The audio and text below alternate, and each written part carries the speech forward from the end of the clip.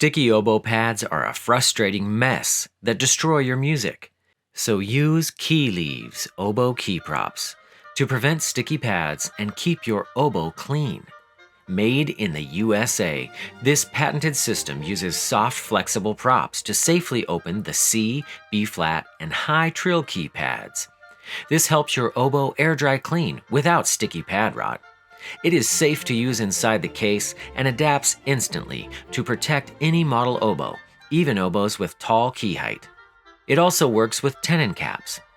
Metropolitan Opera oboist and Juilliard professor Elaine DuVos recommends key leaves key props, saying, "Very clever and useful. These work perfectly." Costing much less than one oboe reed, you can afford to sound your best without sticky oboe pads. Wood oboes often crack near wet tone holes where condensation gets trapped under closed pads. So keep your oboe safe from harmful moisture and sticky pads. Leave keys open to dry with key leaves. Also try Spit Sponge pad dryers, the original dual texture cleaner for removing messy drips and water bubbles.